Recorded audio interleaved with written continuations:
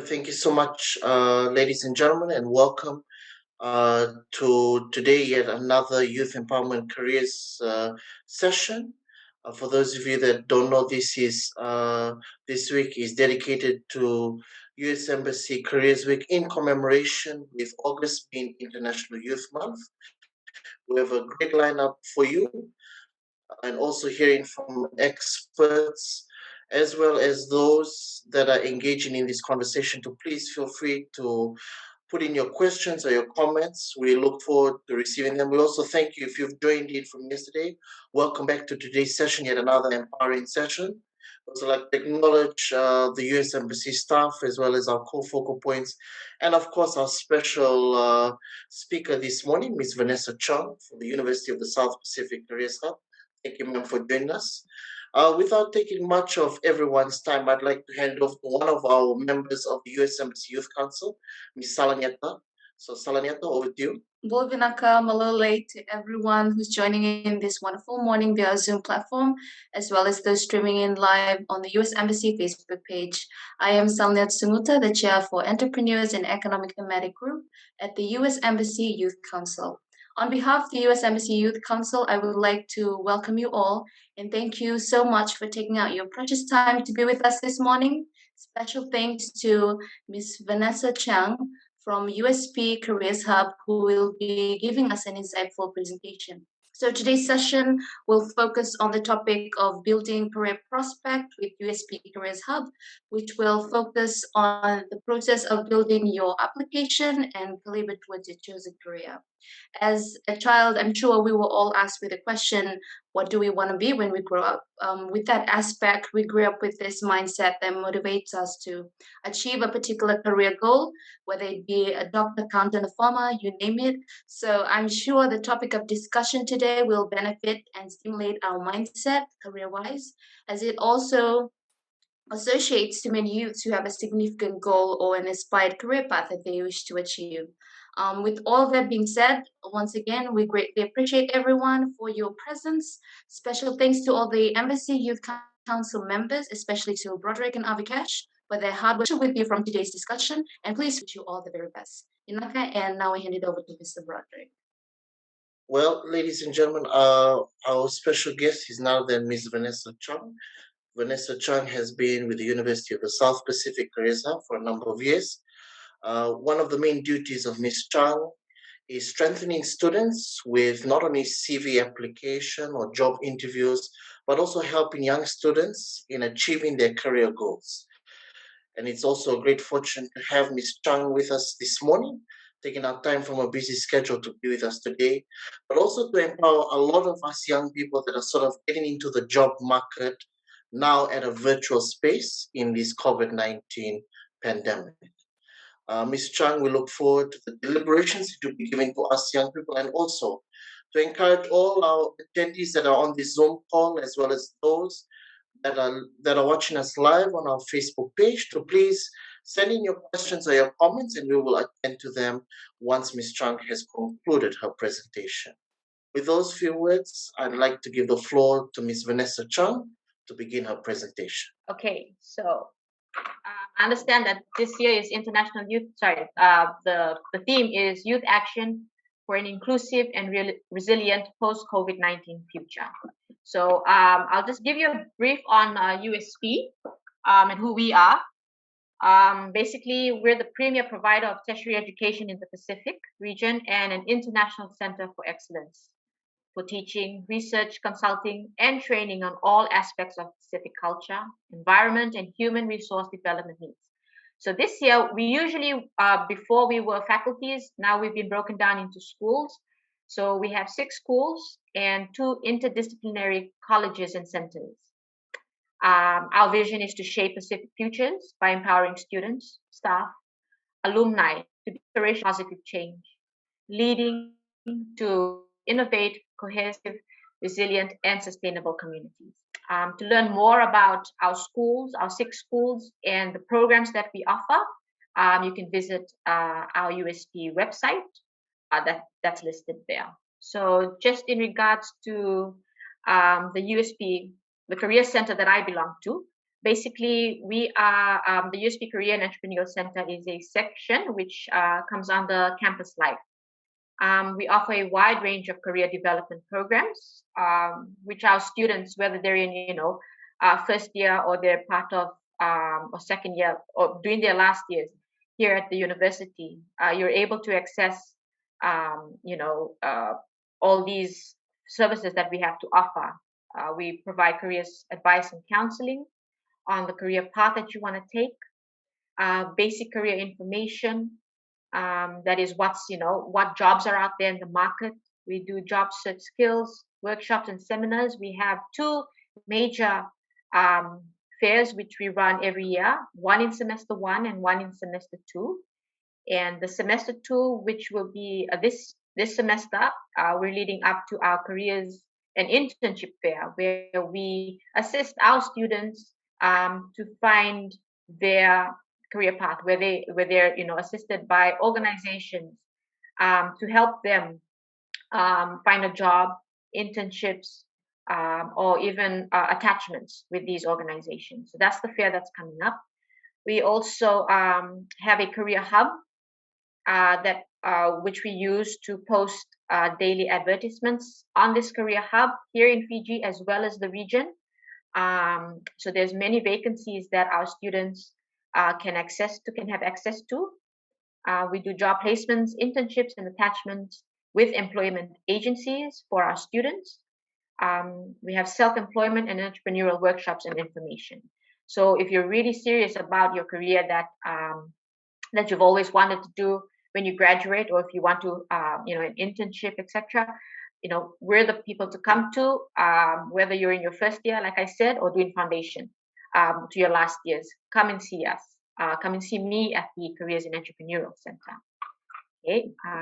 Our objective today: what makes a good application? And the next one would be how to write an application letter. So these are the objectives of my presentation today. How to write an application letter, especially when you're writing for an opportunity like a scholarship. How to write a CV and what it should look like. How to prepare for a job interview. Building your confidence, when you're out there about, speaking in public. So how can you build your confidence to speak in public? And what are some of the skills and principles employers want their employees to have when they're searching or when they're applying for a particular position? So what makes a good application? Okay. What makes a good application? So basically, a good application contains a huge amount of information you should have, right? So you should have in your CV, school and work records like transcripts or certificates of participations, whether you participated in an oratory competition or maths competition, or you have a certificate in first aid, right? Letters of recommendation. You could get this from your teachers or your lecturers, right? Or even youth leaders, people you have worked with or done community work with, right? So these are letters of recommendation. They're the same, references.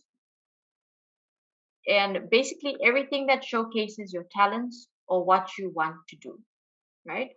So remember, when some of this information is missing, it creates extra work for the recruiters. So you must have this information in your application, right? When you're applying for a position. Okay. So today we'll be talking about application letter, right?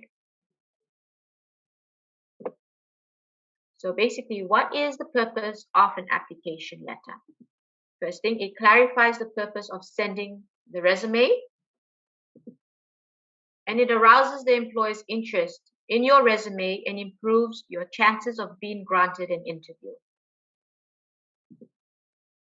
And the third is, in the letter, you should explain what makes you a great candidate for the award or position. You should always talk about how the position or the scholarship will help you reach your educational and career goals. Right? So I just wanted to let you know that there are two types of application letters that are out there. One is called the solicited letter, and the second is the unsolicited letter, application letter. So for the first solicited letter, if a job is advertised and available, for instance, you're applying, there's a job in the newspaper that states a graduate position opening for an accountant, right? So you will use a solicited letter, right? Or so if you're planning to apply for a scholarship, use the solicited letter because it's a particular scholarship that you're applying for that has been advertised. So this is when you use a solicited letter. The second one is unsolicited. It is basically an expression of interest letter where the job is not announced and you're applying for any position that's available within an organization. So it's an expression of interest letter, hoping, you're hoping that there may be an opening position within that particular company. So you use an unsolicited letter. Okay.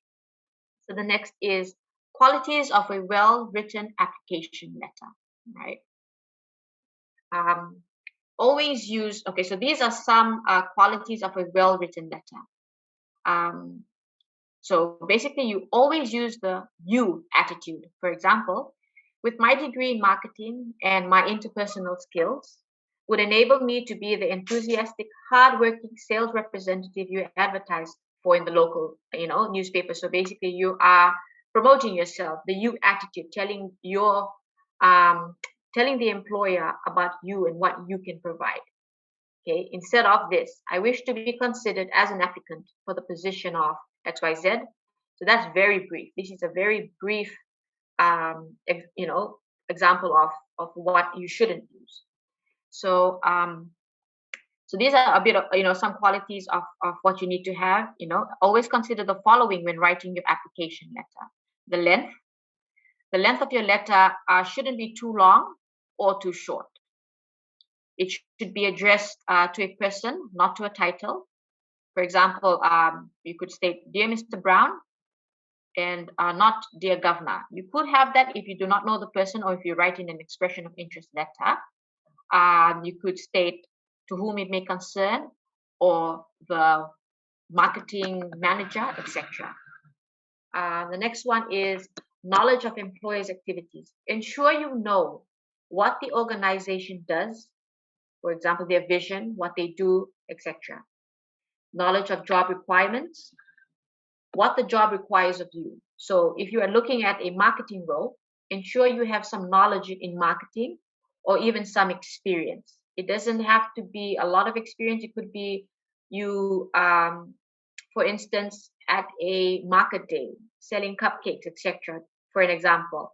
So, you have some sales experience. You've dealt with money. So, have some knowledge of what it is that the job requires. Reader benefit information. Ensure that your letter benefits meaning. It has all the meaning. It has all the necessary information, right, that you need, to get from that organization wants you to have. And the style of your letter, that is the way it is written, the font of your letter, format, spacing, etc. Okay. So in your letter, you should always have a plan. So always set up for a plan before writing your letter. You should have an opening section which arouses the reader's interest and makes him or her want to read a resume. The middle on your key qualifications and skills. And lastly is a closing section. Requesting an interview, asking the interviewer that you're available for an interview at any time. What should your cover letter accomplish? So basically, your cover letter should do the following.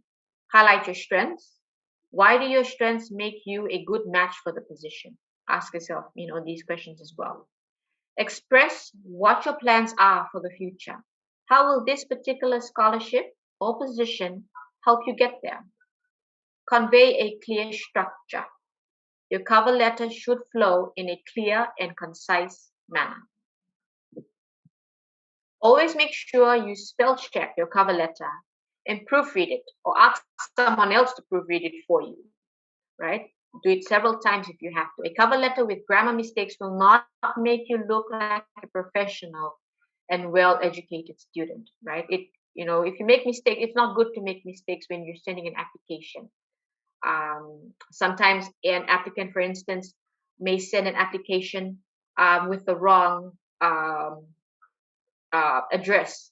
You're sending it to, Mobile Service Station or Fiji Airways, and you're putting ANZ Bank, for instance, right? So always, proofread, always check several times, and also your grammar. Cover letters can be a great opportunity for you to convince the committee that you are the best candidate for the role or the scholarship, right?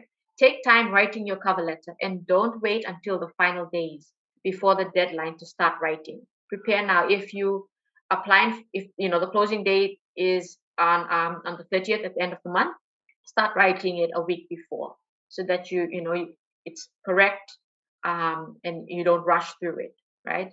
Just a bit of advice, a little bit of effort could be the difference that helps you win the award. Okay, our curriculum vitae. So I'll talk to you now about CV.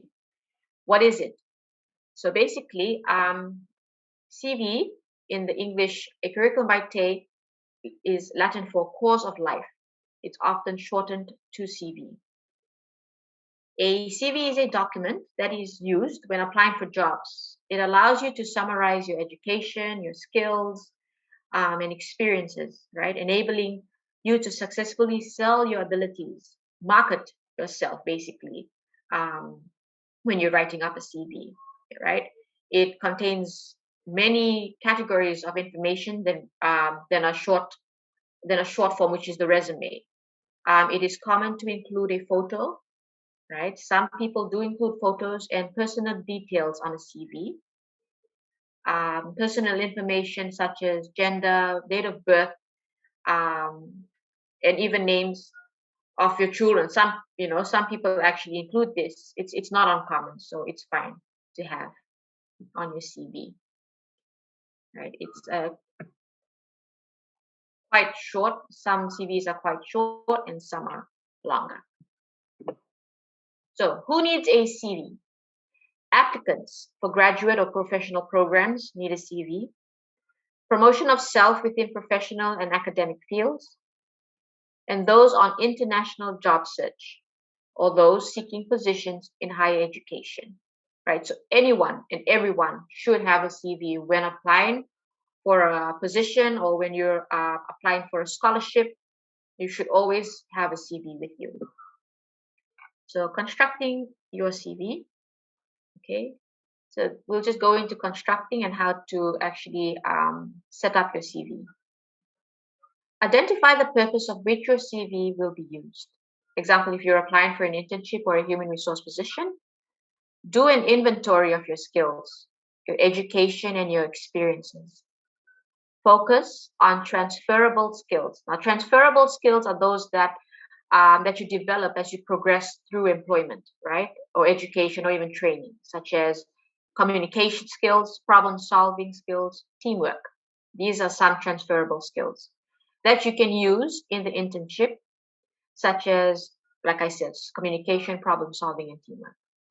Obtain samples of CVs as guides from the internet, right? There's a lot of different types of CVs that you can get from the internet, updated ones that we also use here at the Career Center. And there's some that are very general or very busy that we don't use, so don't use unrelated information. Ask someone, like I said earlier, to always proofread your work, right? Application letter, also proofread your CV. So in your contact, the first part of your CV will include your full name, professional title, email address, telephone number. If you have a LinkedIn profile, great. Add your profile address there and your home address. It could be your box address or your physical home address. So this is the first part of the CV the contact information section. Now, a CV summary or a CV objective, right? So basically, when writing your CV, some people are, after doing up the address, the contact information section, they jump right into education or their work experience part of the CV, right? So from information, they go into education. However, when you're doing up your CV, try and write a summary or an objective, right? So basically, your personal profile will either be a CV objective or a CV summary. Now, the difference is a CV objective shows what skills you've mastered and how you'd fit in. It's a good choice if you've got a little work experience relevant to the job you're applying to, or for example, if you're writing a student CV, right? A CV summary, however, is in turn highlights your career progress and achievements. Use it if you're a seasoned professional and have a lot of experience in your field, right? Okay.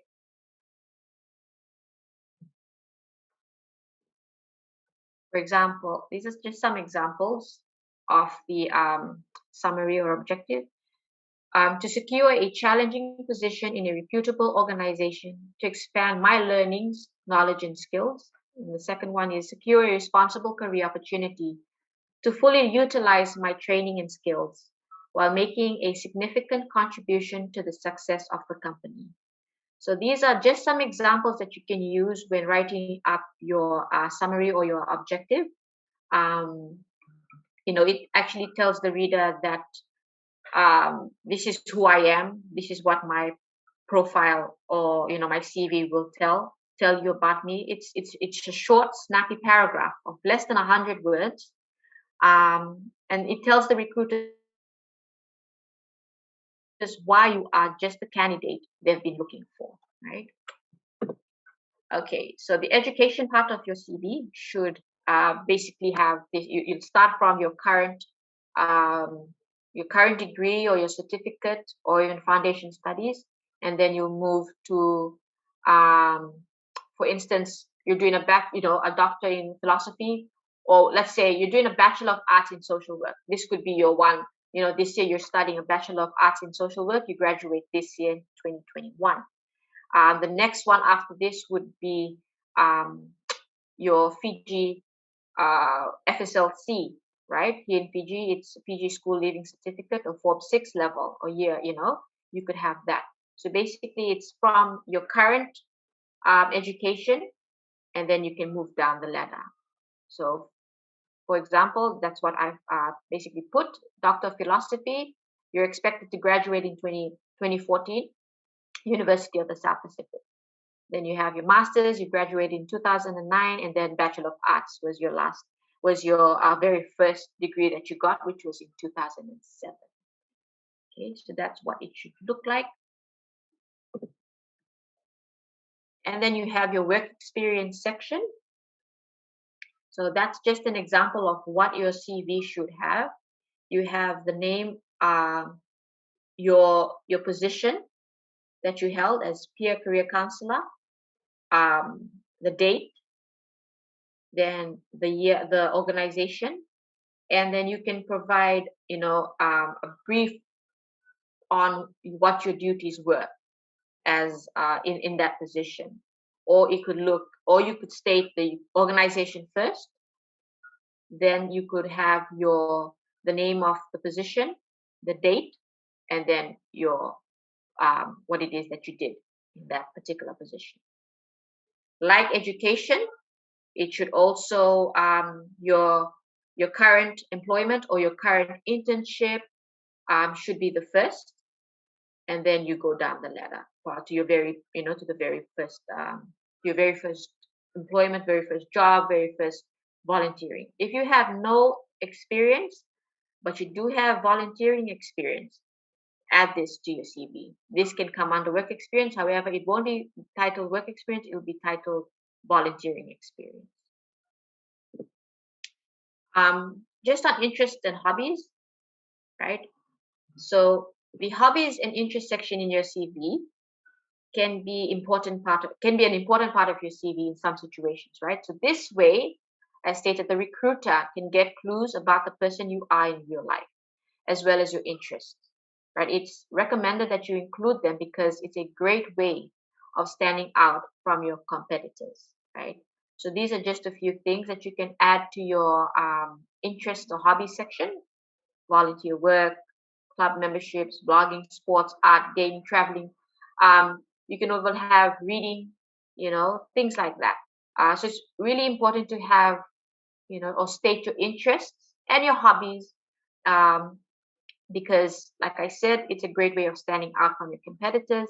And it shows that apart from work and studying, you also have interests. You also, do other things that uh, makes you different and stand out from other people. Right?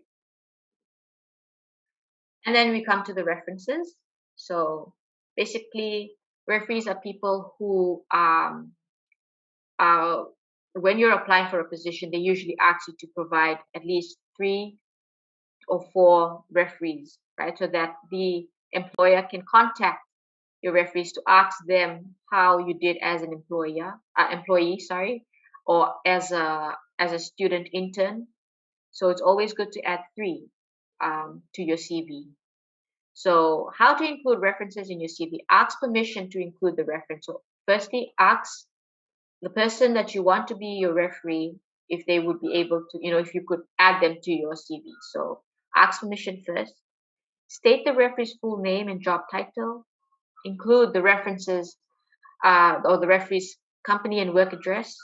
List the references' phone numbers and email, and give a brief description of your relationship with that. That's just an example there. Dr. John Brown, his position, the name of the institute or the organization, his phone, and his email contact. And at the bottom, you can give a brief description of your relationship. You could be your senior lecturer while you were studying, in the School of Geography. So basically something very simple like that. That's what an employer would be looking for in your referee. Okay. And this is just an example of what you should have. If you can see the wrong from the right, the wrong one, because it's very, very brief. It's very busy. It doesn't, there's not a lot of bullet points. So it's always good to have bullet points in your CVs as well, because then it gives some structure to your CV, right? But not all CVs will look like the correct one. There are different samples that you can get offline, or we can assist you with if you need. Sorry, before I go on to the next one, is everyone, can everyone hear me? And does anyone have any questions before I go on to the next slide?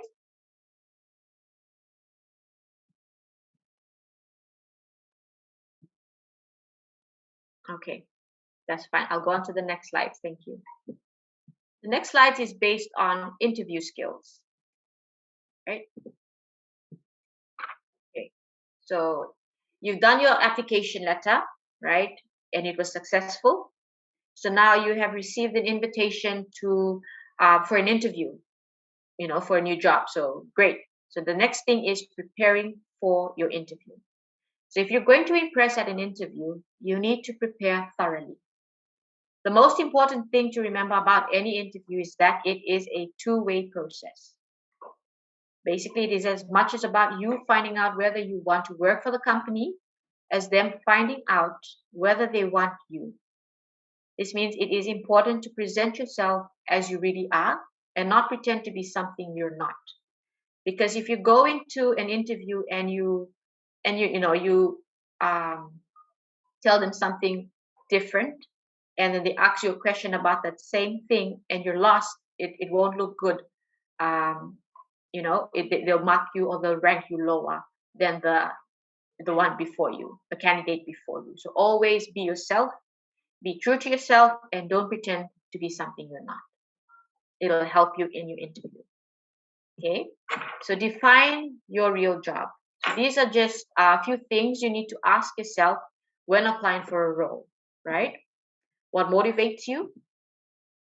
What things are important to you? Which skills do you want to use, right? What special knowledge do you have, about the role that you're applying to or about yourself as well? What experiences do you want to gain from that position, right? What kind of people do you want to work with? Do you want to work in a team? Do you want to work with um, hard workers, or do you want to work on your own, or a busy team environment? Think of that. What kind of work environment do you prefer? And how much responsibility are you willing to accept? How much money do you want to make, right? Always ask. I mean, that's one of the main things. How much money do you want to make? And where do you want your next job to be? So these are just a few things to ask yourself when you're applying for a role. Even before applying for the position, these are things you need to ask yourself. Okay. The next one is always be prepared to impress. When you're called for an interview, do your background research on the organization. When you're going in to the interview, be polite to the panel. Watch your body language, right? Some people slouch when they're in their interviews, or they're twitching their heads or scratching their heads. Watch your real language. Use your make sure that you're talking correctly. Review your own resume. Go through your resume or your CV before you go for your interview, so that you're aware of what it is that they're going to ask you. You know yourself, right? They viewed your CV, so you have to review your CV before you go in for your interview. Prepare yourself for standard questions, right? Google the questions. Base your questions on the advertisement. Go back to the advertisement, review it, read it again. Prepare your wardrobe, prepare your questions, and prove that you will make a great employee. Presentation skills, right? Presentation skills are so important to to impress the panel. So you have to be presented well. You have to do your research. Basically be prepared to impress. So questions when scheduling, right? So these are some questions that you can prepare when you're, to ask the human resources officer, right? Before the interview. How long is the interview going to last? Some last for 20, some last for an hour. With whom will I be interviewing? You can ask who will be on the panel. Some HR officers or departments, organizations, they don't tell you who's going to be on the panel. However, they will tell you how many people will be on the panel that will be interviewing you. Is there anything I should bring with me? You can ask them this question. They would probably want to see written references beforehand, or your transcripts, even your CV that you can take with you. If you're unable to attend for a good reason, inform them as soon as possible and request an alternate time, right? Ask for an alternative. Like if you're not able to get to that particular interview spot at the right time, let them know beforehand that this has happened, and they can always let you know of another time to come and interview, or they could do a telephone or a Zoom interview an hour or so after that, right? So always inform them. Research. Know the employer. So you have to research. You don't have to, go into too much detail when you're doing your research. Just a little bit of information on the organization is important to have. So such as what their mission is or their values.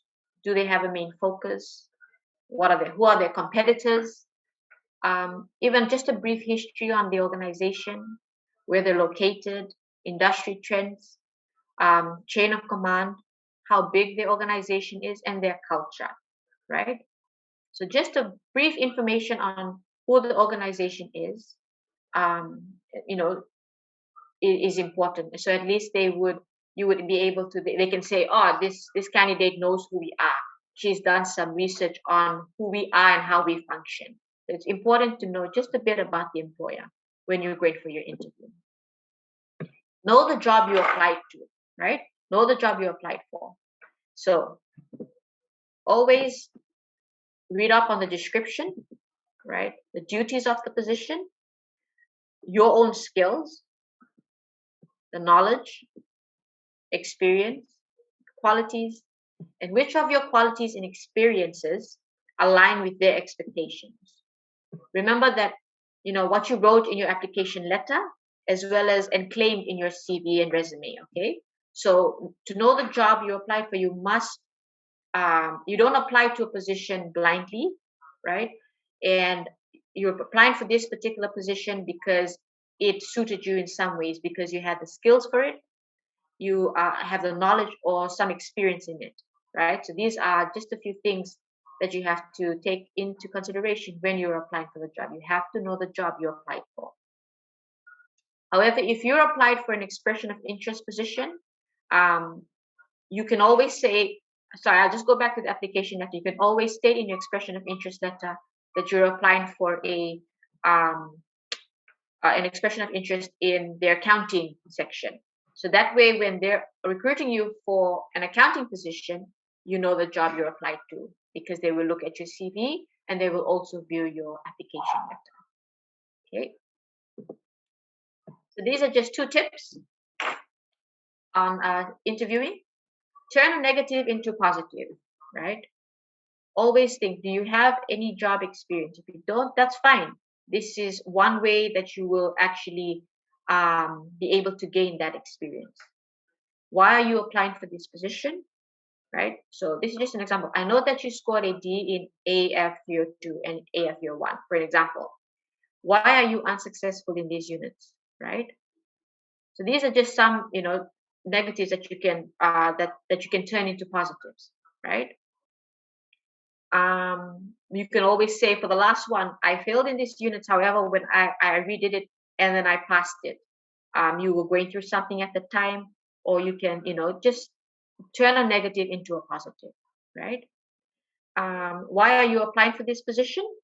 I applied for this position because it suits, it is something that I feel that I would be able to, that I'm good at, I have the experience in, or it is aligned to my the qualifications that I have currently graduated in. Something positive. Ask genuine questions. If I am selected, what will my duties entail? What kind of work can I expect to be doing? Can you describe a typical day? So these are questions you should ask. Where does this job fit into the organizational structure of the company? Who would I report to? Who would I be working with? The size of what is the size of the department I'll be working with, the structure, and how it's organized. You can ask that. How will my performance be evaluated? And what are some challenges I am likely to encounter? So at the end of your interview, they will ask you, do you have any questions? So these are some questions, the genuine questions that you can ask, right? Number 2. Okay. Now, first impressions matter. Okay. First impressions matter. The way you dress is the single biggest non-verbal communication you make about yourself. Okay. The second one is dress sense to convey success, trustworthiness, intelligence, suitability, professionalism, and how organized you are. Okay. Make sure your clothes are nicely pressed. You wear light or dark colors, okay? Plain, semi-formal to formal, decent, coordinated, right? Polished shoes, light jewelry, makeup, perfume. Be clean and smell fresh.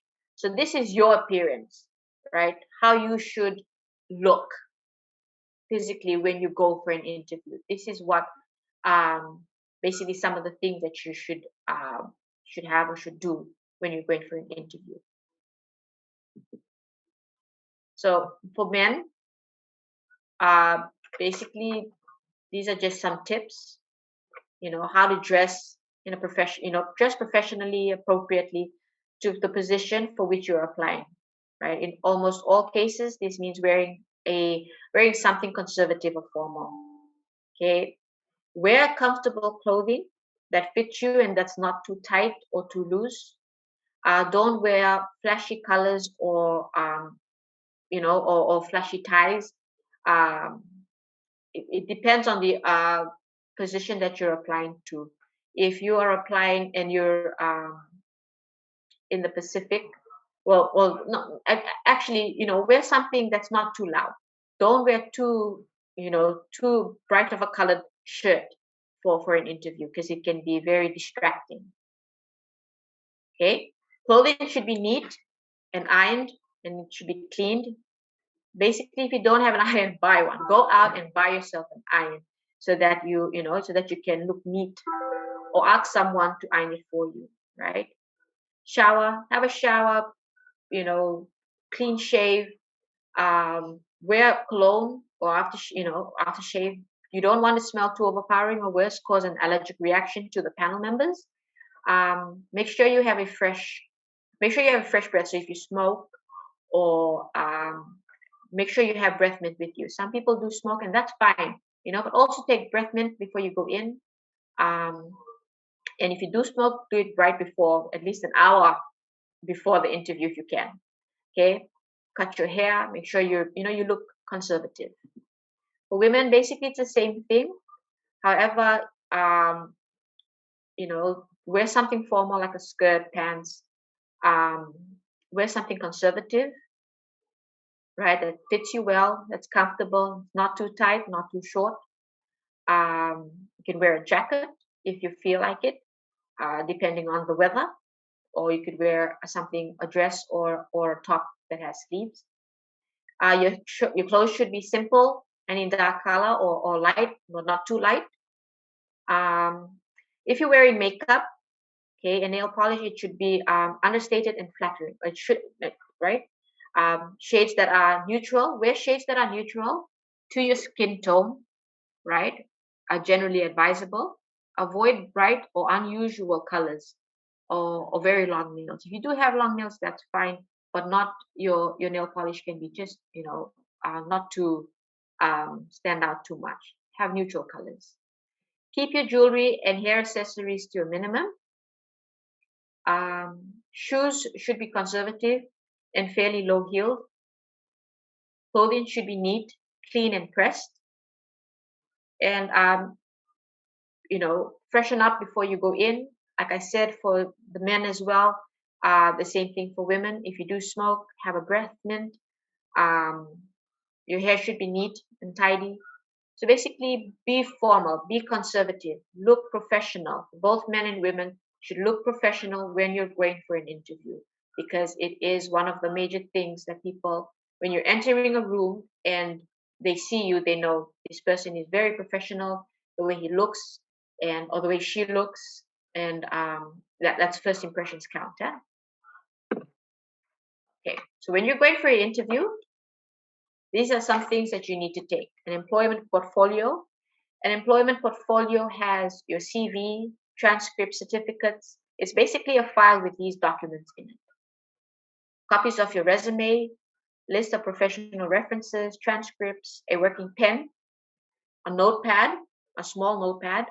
You could take with you in your bag, or in your pocket of home, breath mints, a light briefcase or portfolio case. These are some things that you can take inside the interview room. I mean, with the breath mints and the comb, you can have that in your light briefcase or your portfolio case. So this is what the interview structure would look like, right? The greetings, the handshake, the names, hello, good morning, how are you? My name is so and so. This is the panel. The panel will introduce themselves. They'll shake your hand if some people do. Nowadays we don't do that, but it's basically the same thing if you're doing an interview via Zoom. The greetings, right? Chit chat, small talk. How are you this morning? Some of the first questions they ask is, tell me about yourself, right? Then the core is the interviewing questions. So the questions, always have your questions ready for the end. And then you have the closing, what happens next. What the interview panel will tell you, after this interview, we will contact you in 2 weeks' time. So this is basically the interview structure and how it will take place in any interview. Some organizations may be different, and some use this interview structure. but every organization has their own structure, and every HR department has their own structure, okay, depending on their procedures and processes.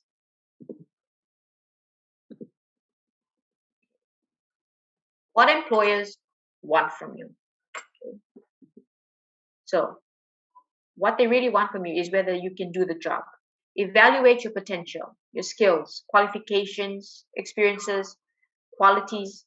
What value can you offer to that particular organization, right? They want to know if you can do the job and what can you offer to them, right? Will you fit into the team or the organization culture? Your personality and behavior values, right? Will this, your personality and behavior or your values, will you be able to fit into their team, right? How motivated are you, right? Energy levels, initiative, what drives you? So these are some things that employers want to see from you. What drives you, right? And always be yourself, be honest, and be relevant.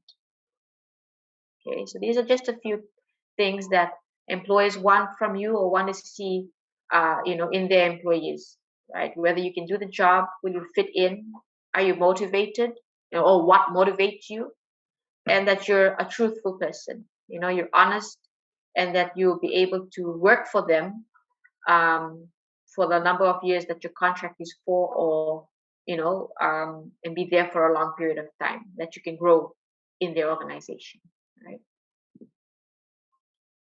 So these are some of the body language, the do's and the don'ts during an interview. So basically, make eye contact, right? Not too much, but make eye contact with the person that has asked you the question, or even to the other panel members. Smile, sit with a good posture. Don't slouch, right? Or don't fidget. Don't make faces or roll your eyes. Some people do this during interviews because they're either very nervous, or they basically some aren't bothered to be there at all, right? So don't do that. Listen to the questions. You can respond appropriately. Use gestures where necessary. Wait for the question to finish before answering, and mirror body posture. When you listen attentively to the question, and you don't understand the question, you can always ask the panel or the panel member to repeat their question. That's okay, right? This is your time, so you can always ask them to repeat their question or to break down the question for them into parts, so that it's easier for you to answer them, and so that you answer them correctly, right? The don'ts is, like I said, don't slouch, don't make faces or roll your eyes, don't fidget, don't clear your throat repeatedly, right? Don't bite your lips or nails, or scratch parts of your body, like some people scratch their heads because of nervousness, right? Put your hands in your pocket. Don't put your hands in your pockets. Don't cross your arms and legs repeatedly, and don't look at elsewhere. Look straight at the panel members, right? Make eye contact is what I said earlier. So those are just some of the don'ts that you shouldn't do during your interview, and some of the do's that you should. These are the nature of the questions. Tell all questions. So these are the tell all questions are tell me about yourself. These are the questions that they'll ask you, right? Why did you apply for this position? And why should we employ you? The surprise questions are, what's your passion? You mentioned that socializing is your hobby. Tell us right? So these are surprise questions. And they will get to surprise questions either from your CV or your application letter. So it's very important to go through these two things before you go for your interview.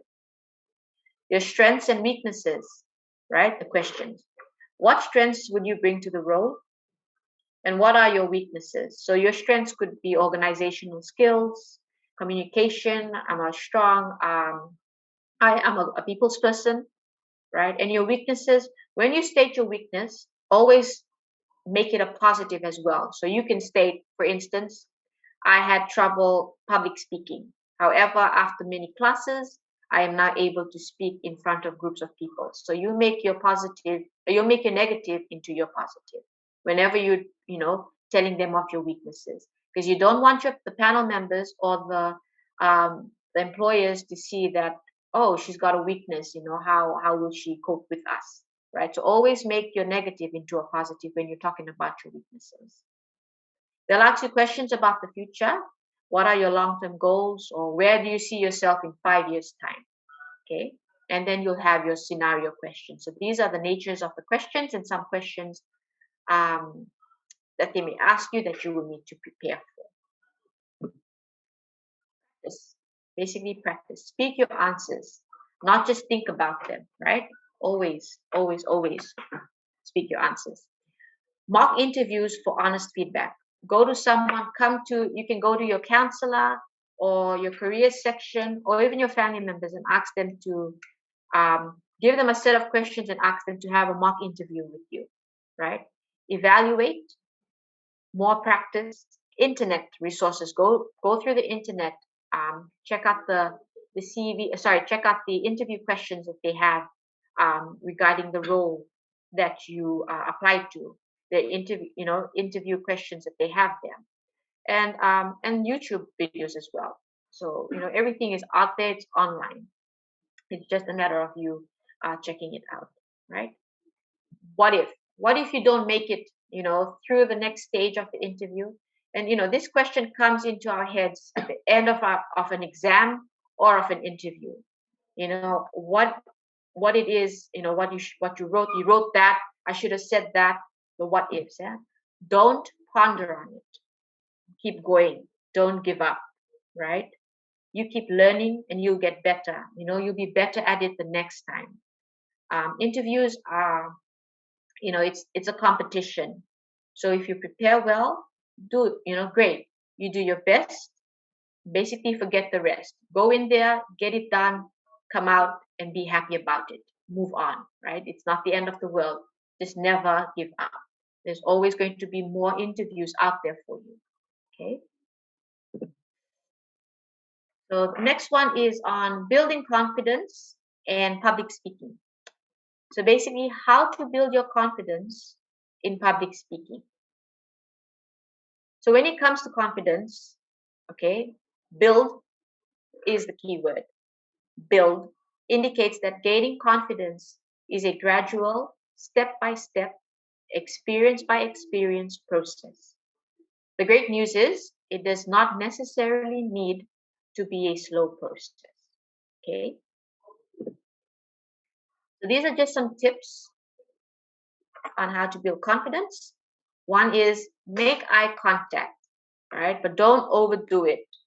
Don't overdo it. It can be a bit weird when you overdo it. Some people do that. So if you are talking, you should be looking into somebody's eyes, but not the same person's eyes for the entire time. As you move your eyes around the room, connect briefly with an audience member and then move to another. Okay. Use assertive body language. Okay. You want your physical presence to convey that you feel comfortable and in control when you're talking, right? It not only affects how your audience sees you, but how you feel about yourself. For instance, studies found that students who sat upright as opposed to slouching not only exuded more confidence to observers, but felt more confident about themselves, right? So as a presenter, the simplest way to exude yourself, that confidence, is to stand upright and avoid slouching. How to sound more confident. During a presentation, it's not only what you say, but how you say it that can make a difference, right? Again, researchers have found that adjustments to your voice, just how low, fast, slow, loud or soft you go, right, can have an impact on those who are hearing it. So, sound more confident. It depends on your voice, whether you're talking low or like stuttering, like I just did, makes you more confident. So the sound of your voice helps with your confidence. Don't fixate on mistakes. Keep going, right? So one of the greatest ways to bring attention to an unexpected challenge is to bring attention to it. If you make a mistake, basically this whole thing, if you make a mistake, move on, right? You know the work or whatever it is that you're presenting on. You know exactly what it is. You've done it, you have the experience on it, in it. So the exact words are not as important as keeping that connection with the audience. If you happen to miss a line, forget a point, or advance to the wrong slide, you calmly and confidently address it and move on. Don't ponder on it, and then it makes something small turn into something bigger, right? So keep going. Rehearse when you're at home, alone, on your own. Prepare well. Like you do for an interview or your cover letter, always prepare well. Record videos of yourself and critique them, or have someone critique them for you, right? Practice speaking in front of your family and friends. Attend public speaking events and ask questions if you can, right? And take public speaking courses. If there is one out there, take it. You could be part of, if you're at uni level or at secondary level, and you're presenting, for your group, this is a good place to start, right? Because it's a smaller group of people. You know these people. Like I said, your material inside and out. So you can rehearse in front of them, and you can use them as a way in building your confidence in public speaking, right? So when you do come and join the workforce, it won't be as scary as it is now, because you got that experience already speaking with smaller groups of people. Then you can go on to speaking to larger groups of people in a lecture room, etc. when you're presenting. So start there. Okay. So these are just okay, what skills? Sorry, not. These are just some things. What skills do employers want from employees? Some of the skills that employers want from employees are communication skills, leadership skills, right? So when you're applying for a role and you're out there and you're preparing your CV, these are some things to think about when you're applying. These are some skills that employers want to see their employees to have. So these are things. Communication skills is very important, because you'll be communicating with your supervisors and your customers, your stakeholders, right?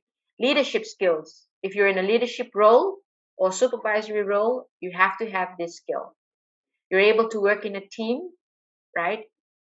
Learning and adaptability skills. You're able to learn fast. You're a fast learner, and you're able to adapt to a new working environment, or if they put you into a different department, 6 months later, you're able to adapt. Self-management skills, your organizational skills are very important. Computer skills. Nowadays, we use a lot of, technical things such as computers. We organize meetings on Zoom. So it's important to have computer skills and your interpersonal skills. So these are skills we use every day, right? When we communicate and interact with other people, both individually and in groups, such as your listening skills, responsibility, dependability, leadership skills, motivation, patience, etc. So these are interpersonal skills that your employers would like to see from you. Okay. Yeah. Okay. This is our next topic, and it is how to pick a career. When you're in uni or in secondary level actually is the time to prepare yourself. When you're hitting Form 5 or even Form 4, it's a good time to prepare, or a good time to know what it is that you want to do in the future.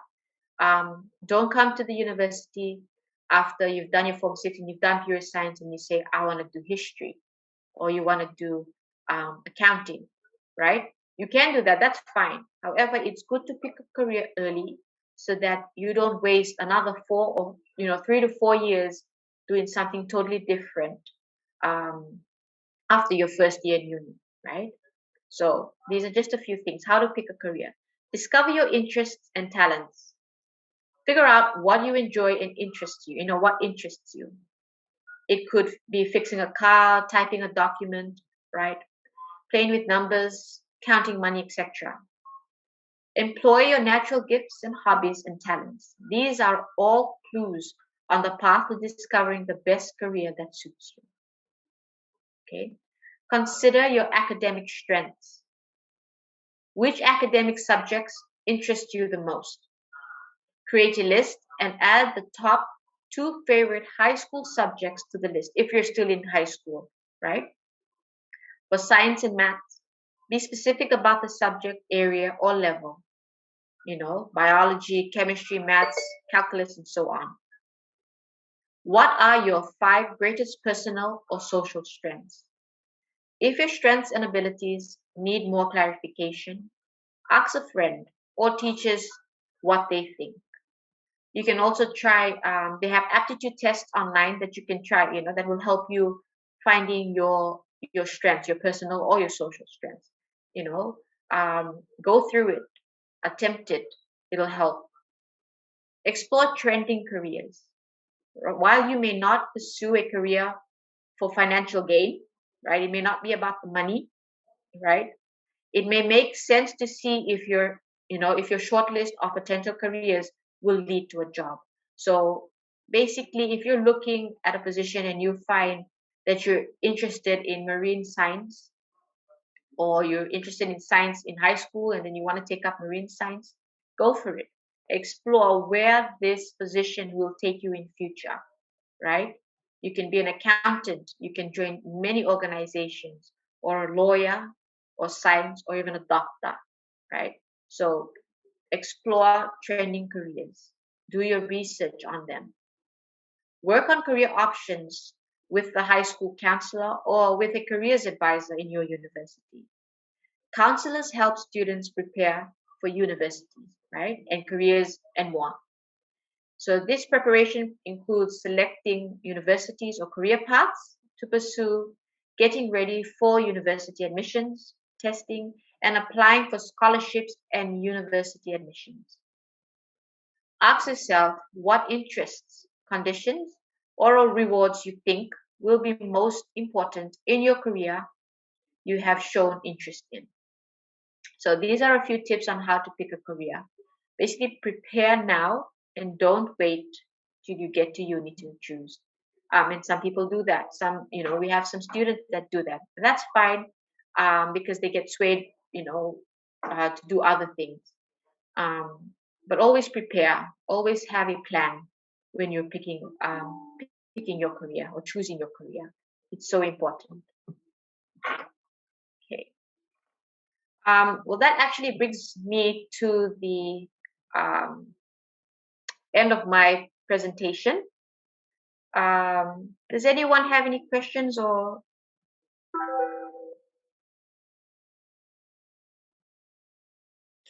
Before we just start with questions, thank you again, Ms. Chang, for your presentation this morning.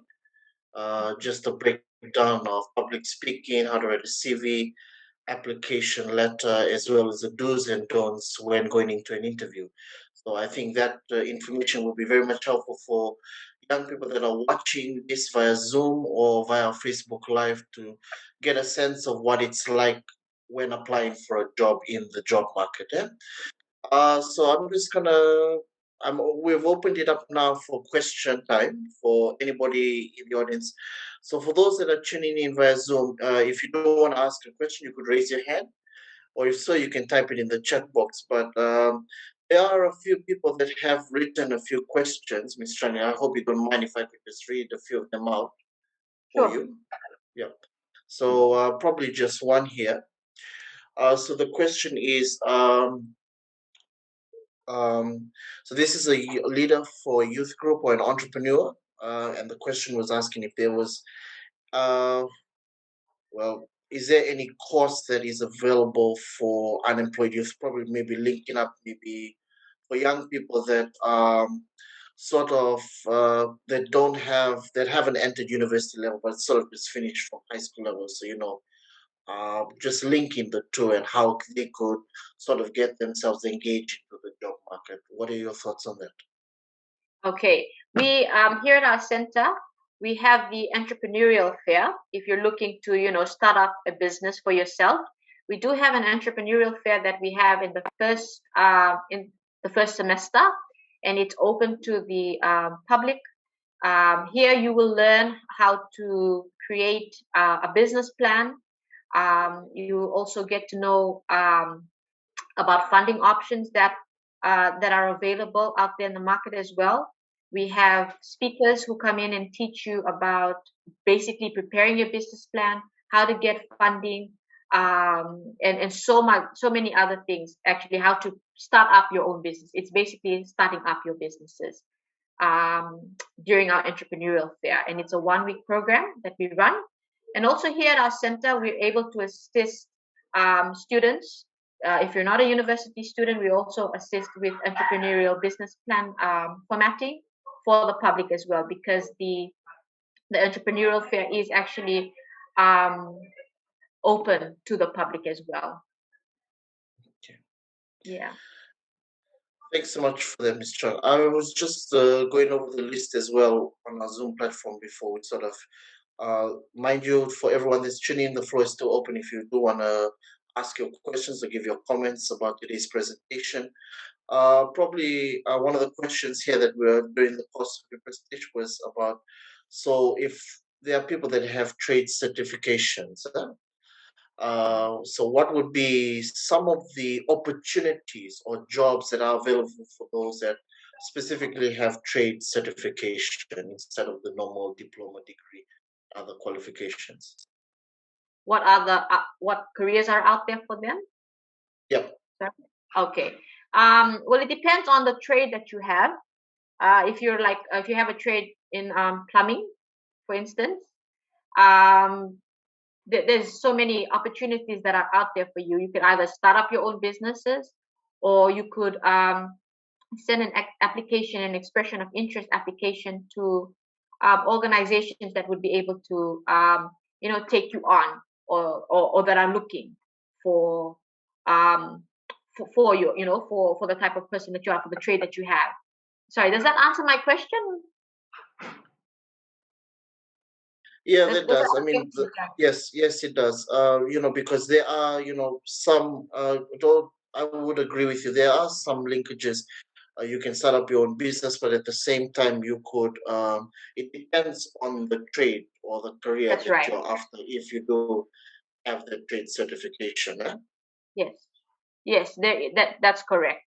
That's correct. Or you could come back, and get a degree, or even further education with with the university, whichever university, either with FNU, Unifiji, or even USP, and come back and further your studies to get something more. If you have a trade in plumbing, or you're an electrician, you can come back and study management, so that way you can manage your own business, if there's nothing out there for you, right? Or you can do something in IT, just to have other qualifications is also very good. You can you can fall back on one or the other, right? Probably another question that does come to mind as well, while we're at it, is, you mentioned in your presentation about the job interview, sort of the do's and don'ts, but also the public speaking. And you may have observed in your line of work at the USP Careers Hub that a lot of young people, particularly those in the Pacific region, tend to get a bit of nervousness and sort of just get the jits of, prepping themselves prior to that. And does the USP Careers Hub, or does the university in that matter, have sort of those workshops whereby you sort of engage yourself in terms of interviews, as well as a workshop maybe on conquering public speaking? What are your thoughts on that? For the university as a whole, my apologies, I'm not really sure, but I can come back to you on that. However, with our center, Yes, we do. We're able to assist students before their interview, if they're going, even if they're going to present, whether it's an interview or doing a presentation in class, etc. We're able to help them. We're able to do mocks with them.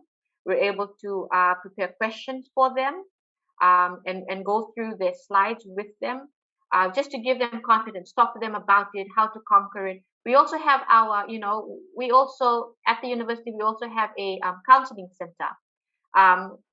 There's some students who are really under pressure and they really nervous to speak publicly.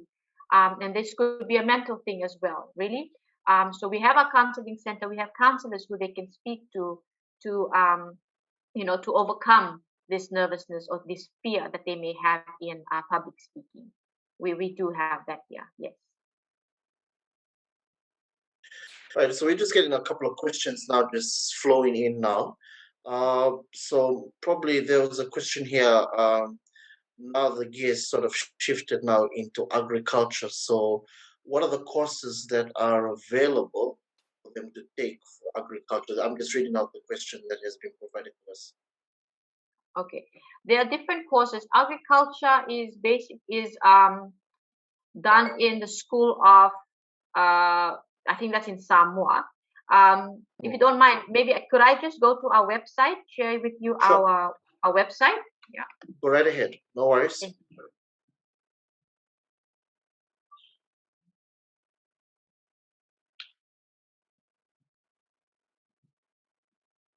Sorry, just give me a sec.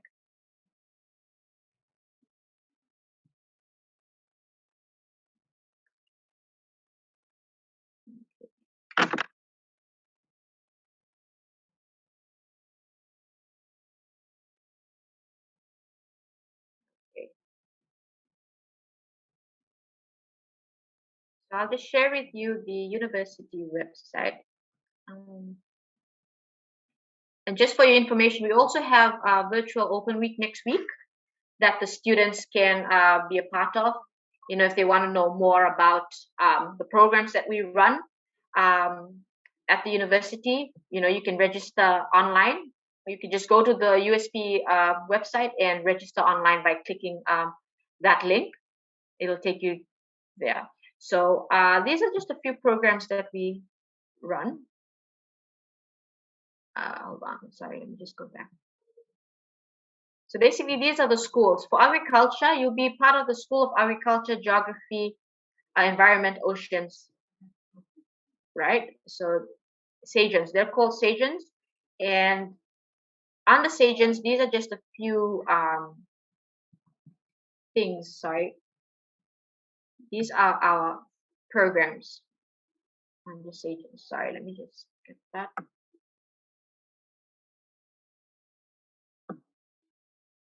So if you're doing a geography, okay, let's just go to diploma programs. So these are the diploma program, diploma in agriculture, right? So this is what the admission requirements are. Students having completed a Senate recognized year 13 or Form 7 with a pass in English, biology, chemistry, and mathematics or physics. Students holding certificate in tropical agriculture, horticulture from Solomon Islands College or higher education, Tongan College or Agriculture, Fiji National University, and National University of Samoa, and reach the required standard in English, chemistry, biology, and mathematics, right? Students having completed a Senate recognized year 12, Form 6 level with 5 years of working experience in agriculture. So these are the program requirements. The diploma in agriculture basically consists of 12 courses plus 12 weeks of vocational practical experiences. And these are just the basic courses that you will have to, the student or the candidate will have to go through. Yeah? So these are just the diploma programs in agriculture. So if the individual is pursuing sort of the qualifications for agriculture, so what are sort of the job opportunities for them in the market in terms of the qualification of achieving maybe a degree or a diploma studying agriculture? What are the jobs available for them? In agriculture, Yes. well, there's a lot. You could also, for instance, you could work for, I'll just tell you, where you can work for, right? Ministries, there's Ministry Right. of Agriculture that you can work for. There's also British American Tobacco. They have an agriculture program within their organization that you could also be part of.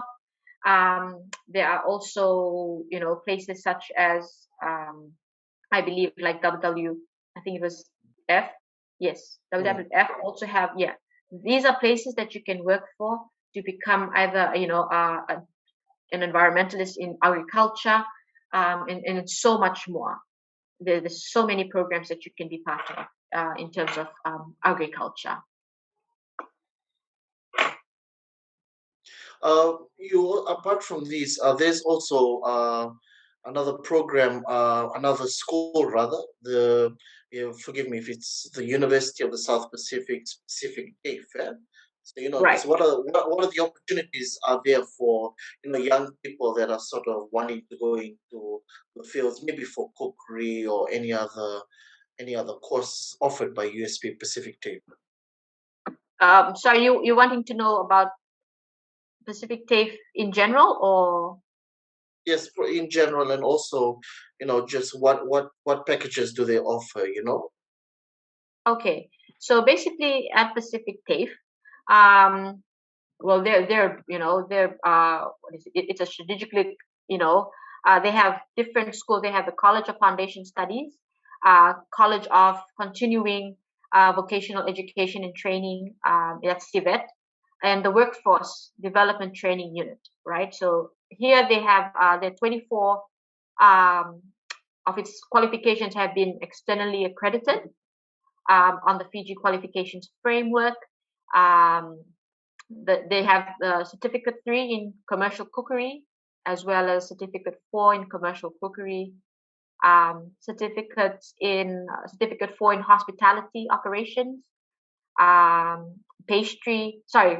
patisserie programs are also internationally accredited by International Center of Excellence in Tourism and Hospitality.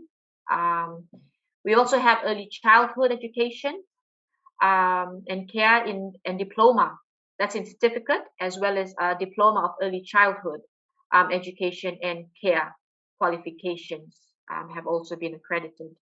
Um, so yes, we have a lot of, we have diploma in our library and information services that comes under Pacific TAFE as well.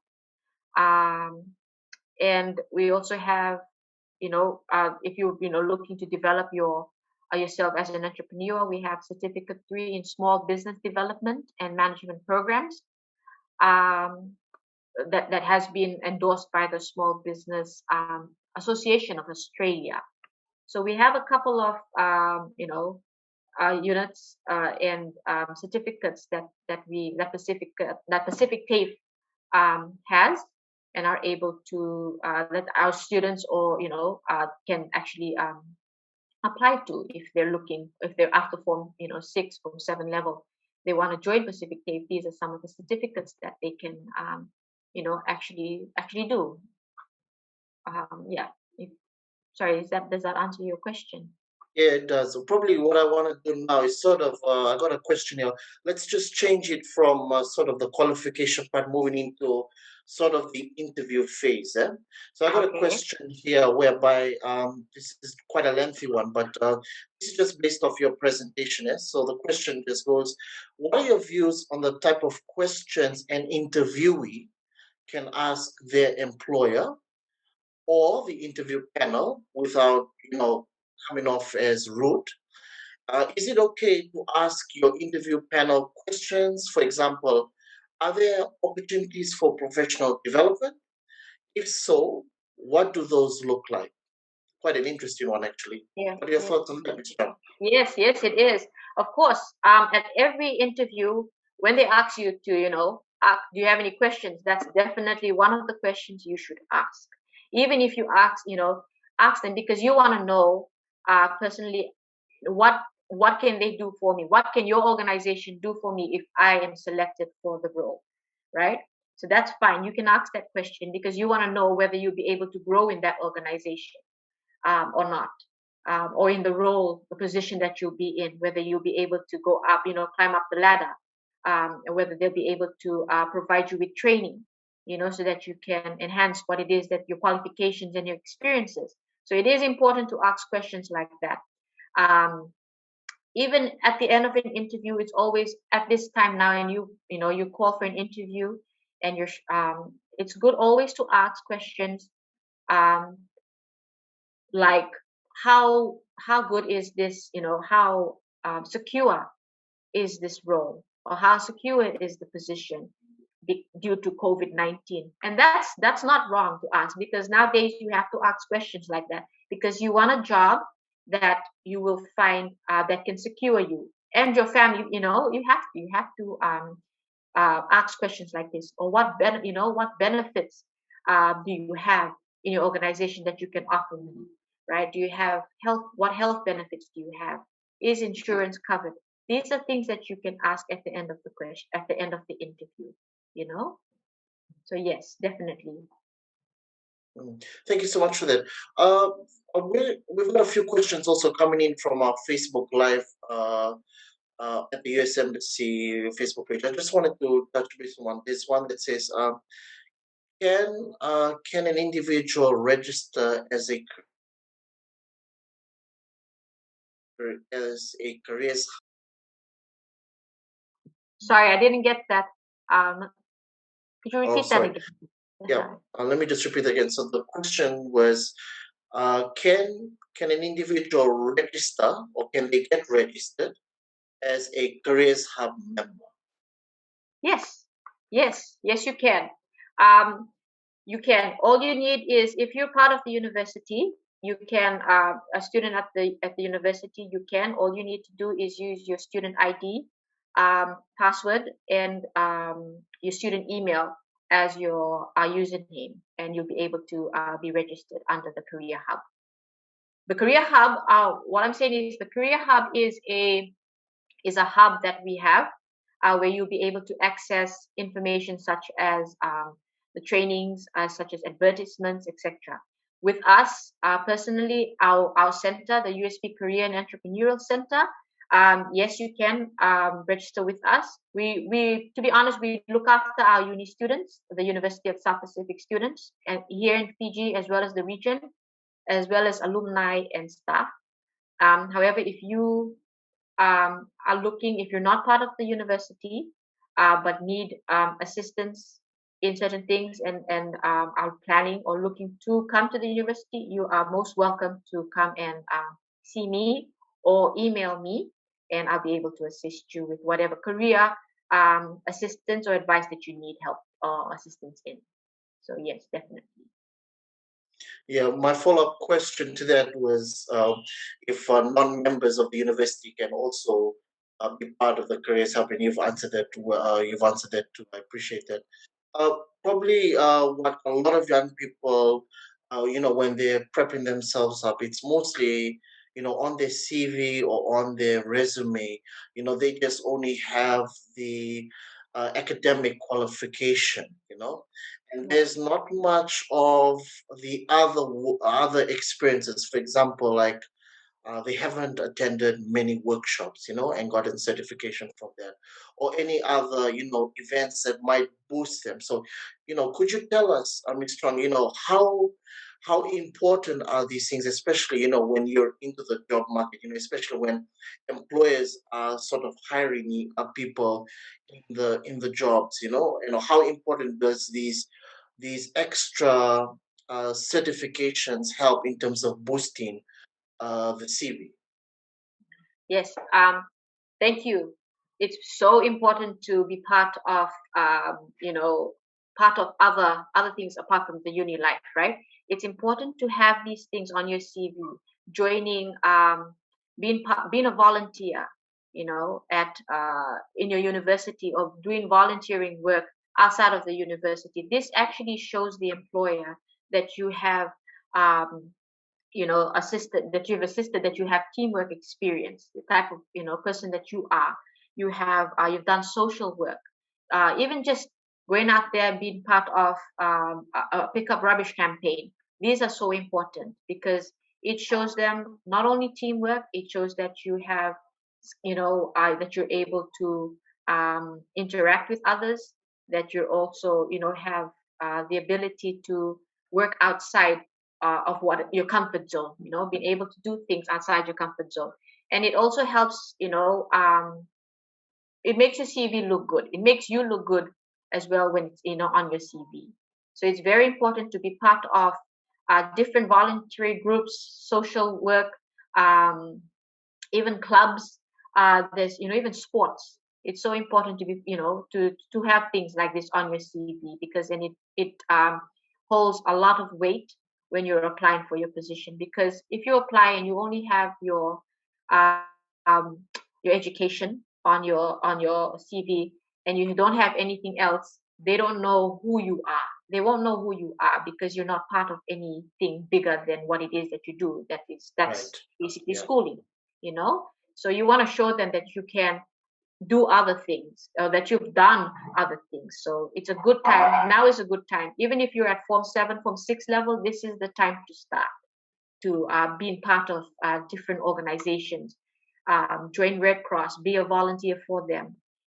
There's going out and getting that, a certificate in customer service, or going to fairs, like we host fairs here at the university. Like I said earlier, you get certificates at the end of those fairs. So Right. being part of things like that, that's so important to have. um, and it's a good thing to have, and it looks good on your CV, like I said. And your employer will be, it gives the employer something to look at other than just your qualifications when you're applying. So it's good. Now is a good time to start. If you haven't done it yet, this is the time to start. Thank you so much for that. A lot of we've getting a lot of questions here, mostly on the academic side of things.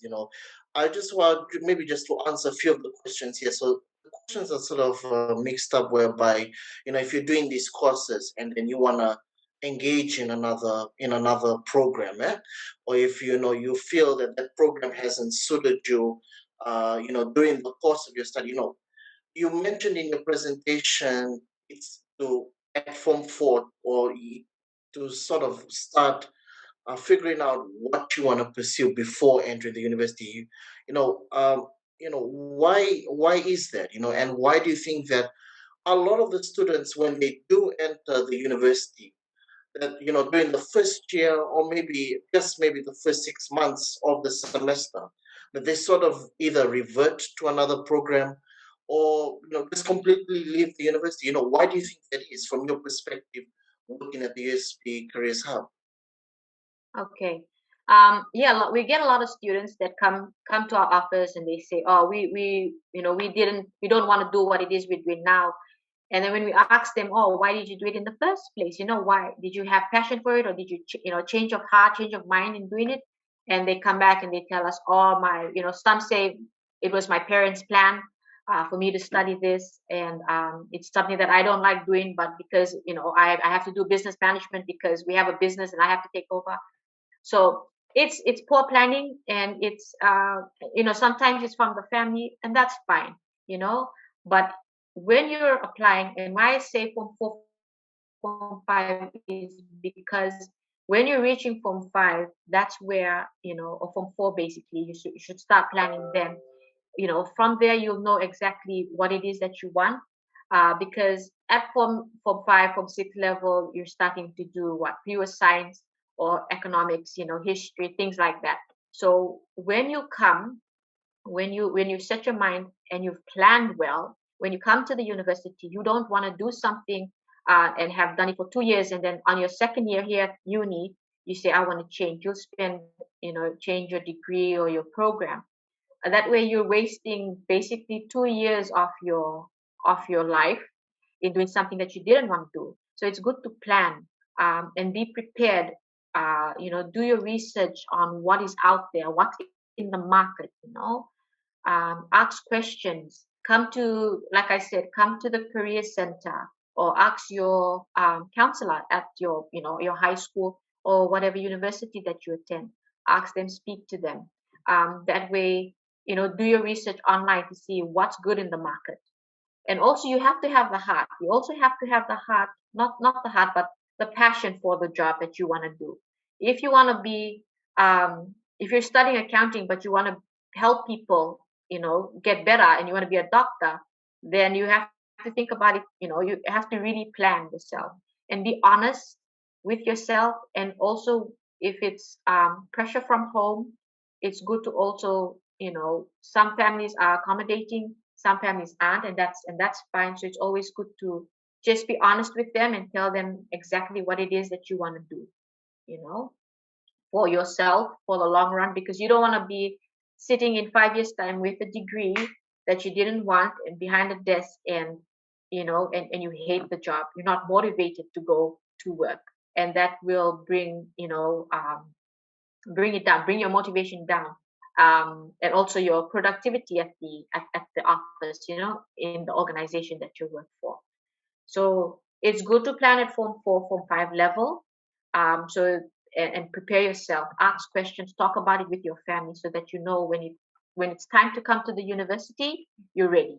You won't go back, and you're prepared for what it is, for the job market. You're prepared to take on what it is that uni life has to offer you. That answered your question. Yeah, it really did. Yeah. The questions, just you mentioned something earlier, what the job market is offering. So, in this period now, we're almost a year now, or 2 years at max of this COVID-19 pandemic. And, the questions that young people often get asked, we've now, students have now reverted to online learning, which is a big change, and, taking into account, comparing and contrasting those that are learning from the comfort of their home, but also those that don't have access to the learning materials and basically internet connectivity. Yeah? And for now, young people that have just graduated virtually, what are the jobs that are available now in this current period, with COVID-19 in the mix, and has now, like, operating from home, sort of increased young people's morale to be engaged in the job market, as before, the corporate mindset, you come to work, you're with people, and I just wanted your thoughts on that, how has that changed throughout these 2 years that we've had COVID-19? Okay, thank you. Like I said earlier, we're preparing for our careers in internship fair. Usually, before we've had a lot of organizations who have joined us for the fair, prior to COVID-19. Last year we had a good number. However, this year, unfortunately, the presence of the organizations has dropped. But they're still taking on. There is work. There is still work out there for our graduates, for students. It's just a matter of time for them to be, for these roles to be advertised, and for businesses to start, operating. And I believe personally that once businesses and things do open up, work will flow. Work will come in. Right now, a lot of people are going through one of the big roles out there, and I'm not saying that none of the other roles aren't as important. However, a lot of people are calling on environmentalists and people in the HR field, accounting field. These are some roles that are out there, as well as like you said, people in trade. Trade work is very important, and it's one of the biggest things that are out there now. People are looking for plumbers, electricians, because most of the organizations have either shut down or they're closed because of COVID-19. So if you have a trade, that's really great. But if you don't and you're a new graduate, that's fine. Just keep sending your applications, because organizations will continue looking. People are still hiring. We still have over 100 jobs that we place on the Career Hub, each week. There are jobs out there that are available, not only in Fiji, but also in the region. That, employment is still coming in. People, it's hard now because we're all at home. We're working online. But when it opens, when things get back to some normality, some form of normality, we will definitely, jobs will definitely flow. Work will flow. It already is. We've started putting students and people into positions. We have people who have sent in advertisements for us to advertise on our USP emails to our students because they're looking for interns or they're looking for full-time graduates. So we do have work that is available out there for students, for graduates, and it won't stop because organizations look and are still looking every day for people. Because everyone, people, they move on. You're in an organization for 5 years, you move. So the next person who come in will be graduates or someone else. So, work is still available for people, for graduates that are out there at this moment. Thank you so much for that. Probably there's a couple more questions. We're still getting questions coming in as we're almost nearing to the conclusion of our program. We have a few more questions, Ms. Chang, that the young people have sort of written in. There are questions here about, you mentioned about the trade jobs. Yeah? So, there's questions here about, aircraft engineering, Right. and if given the current situation, what are the other trades that would be available for people in this field? What are the opportunities out there for them? I'm just reading just a question here concerning about not only the courses offered about aircraft engineering, but also the trade. If with whatever's going on right now, what does the job market have to offer for them? Okay. Well, what the job has to offer for trade people? Is that your question? Yes. Okay. Well, we have, if you're an electrician, like I said earlier, there's a lot of work that's out there. It depends on your trade, right? It depends on the trade that you currently hold or that you have. And if you have a trade, that's great. It's basically you sending your application out to these people, out to organizations, or advertising in the papers the trade that you have, that you're looking. I'm so and so, and I'm an electrician. And if you're looking for, even on social media, that's a good place to start if you're looking for work. Advertising your work on social media or yourself on social media as as an electrician, looking, if things like that. So basically advertising yourself, advertising your work or your trade that you have is out there. Sorry, does that answer your question, or maybe I'm swaying from that a bit? Well, yeah, because it's not just merely on engineering.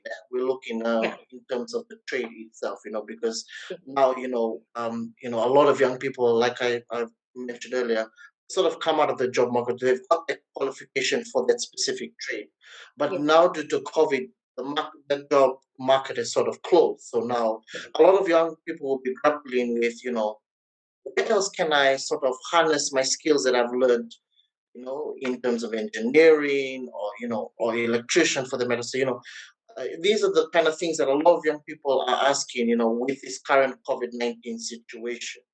Right.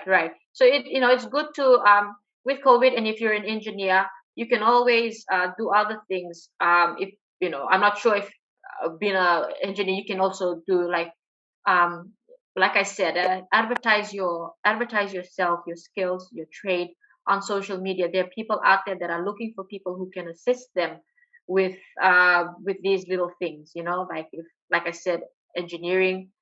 There's people out there who probably need someone to fix something for them, or an electrician, a plumber, someone to, you also have teachers who are out there as well. They can also do, and they've lost their jobs because their preschools or have closed because of COVID-19. So, you can also advertise that on social media or even the papers. There are people that are out there who are looking for people with trades that can assist them, organizations and companies that are looking for people that they can consult with as well. And also, I urge you to, don't sit back if there's nothing that comes to you, even if you advertise on social media, etc. It's always good to come back to the university or do some sort of further getting a further education apart from the trade that you have, if that's what you want to do, or you become your own boss, your own, become an entrepreneur and market that yourself to others. It's hard at this moment if you're a pilot, but pilots, I'm just saying, for instance, if you're a pilot or if you're an engineer or something, there's always other things that you're good at. That's why I say go back to your skills, I'll go back to your interests that you can fall back on. Some pilots that I've known have come back and started their own cooking businesses. They've come back and started catering. They have their own catering businesses because that's what they have passion for. They love to do. So it's always good to fall back or go back to what it is that you to your skills. If your trade is not in demand right now. So it's always good to go back to that, or come back to university, come back to school and do something that you think, just to keep your mind off things and just to keep you occupied, um, is one way to come back to the university for further education. Well, probably just for the purposes of time, we're sort of going to round it up. But probably before we let you go, are there any final thoughts or remarks that you'd like to share to our audience this morning? Yes, thank you, Broderick.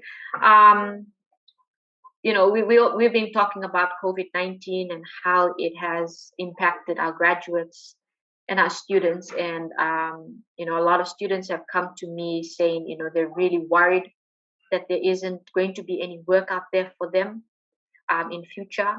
I tell you now that there is work and there will be work once we get back, once we open. I don't know when that will be. There is work. Work will come. It will come. And when it does come, you have to prepare yourself. You have to make sure you have your CV. You have to prepare, you have your application letters. You know exactly what it is that you want to do. But before that happens, send an application out to organizations. Send an expression of interest letters out now. And if you're still in secondary school or your first year here foundation at the university, start now doing volunteering, even if it's online. Start planning your career, building that CV. It's important to start your CV now, even if you just have um, one degree, or you just have a few things to add to your CV.